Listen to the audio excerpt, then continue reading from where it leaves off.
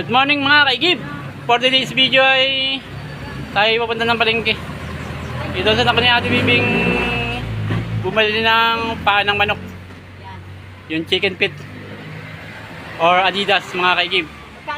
Tara sa palengke, samahan niyo ako. Let's go! Ilang minuto papunta ng palengke. Parang pala tayo ah. Parang ating gulong ay malambot ah.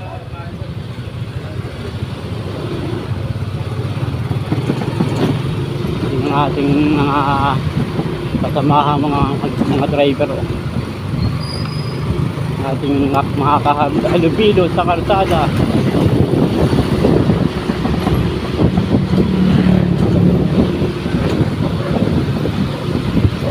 Malapit lang naman po dito sa amin ng palengke.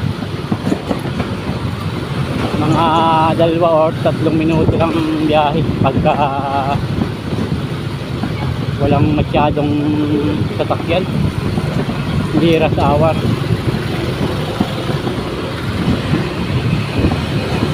Sandiretso lang ito galing sa tindahan.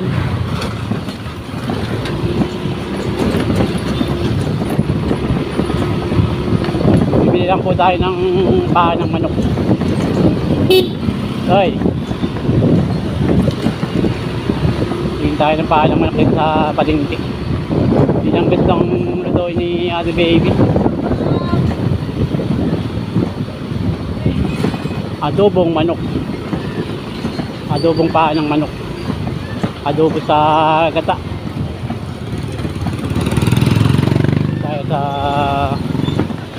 palengke. Tinadala lang kung mayroon tayong paparkingan dito. Kung may maganda dito parking. Baka wala tayong parkingan dito ah.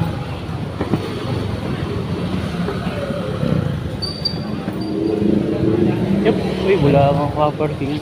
Walang pwedeng pag-parking. Hindi tayo alam dito ng parkingan eh. Yup.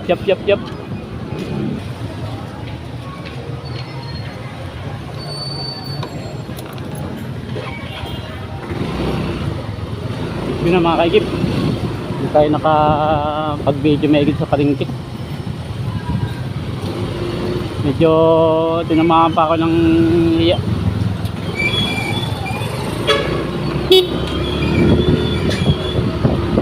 Tinamaan pa ng iya si kaigib. Hindi ko pa na-experience mag-video sa palengke mga kaigib ay.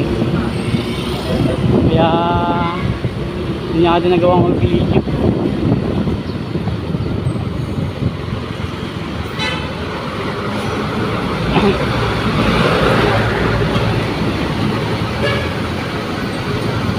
Rak ng basura.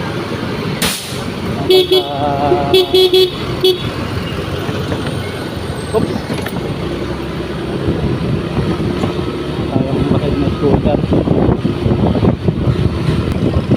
Hindi ko alam kung ilang minuto yung ating biyahe. Malalaman natin mamaya kung nakailang minuto tayo.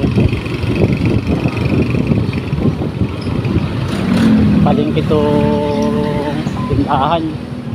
Kung ilang minuto. Wow, si Kapusap. Ano daw Kapusap?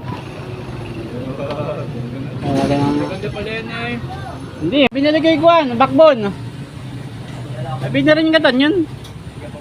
Ay si Ate Bibi oh, nag-reklamo na, wala ako nabiling chicken feet. Hoy Marilyn pa, okay na yung malalabay. Si Paco, wala ta si Paco ay. Ano, okay ka na? Oye, shout out na sa ating mga viewers. Hello! Kagip! Kasaki yung mipit. Kasar ka rin talaga kahit kailan na eh. Pustiso naman yata yung taas mo eh. Price ko na yan. Ah. Ganda nung iyong bike ah. Shout out. Mga minsan mag-bike tayo. Sige. Baka Ate Bibi. O, ito na lang ang bili ko. Hotdog saka manok.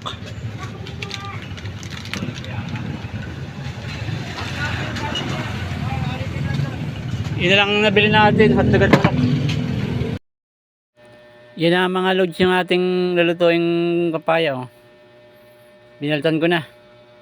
Ang ilalawak na ng palahon natin dyan ay backbone. Pagpunta ko ng palengke, wala akong nabiling chicken feet, kaya backbone na lang po ang aking nabili. Okay din naman po yung lakihan dyan sa gatang papaya, yung backbone. Yan mga kaigib, hiwain na natin. Bahala na kayo kung anong gusto nyong hiwa. Yan, basta't kanyang hiwa ang ginawa namin, oh. Para medyo maliliit lang at madaling maluto. Ayan po yung mga ginahit namin ng aking ate baby. Masarap po yan magluto. Pwede naman pagtsagaan.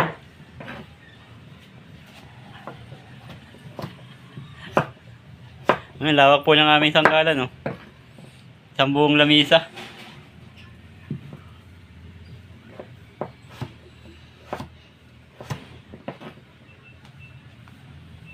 A few moments later. Yan o, nakakulo-kulo na, oh. Meron siyang sili. Nilagyan natin ni Bibi ng sili. Saka ano nilagay mo dito, ate? May dahon ng sili? May tanlad. Ay, may sili po, may tanlad.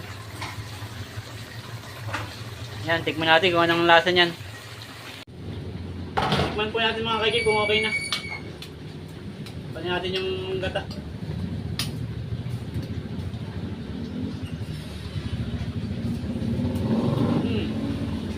Okay na mga kaigib, pwede na nating iulam.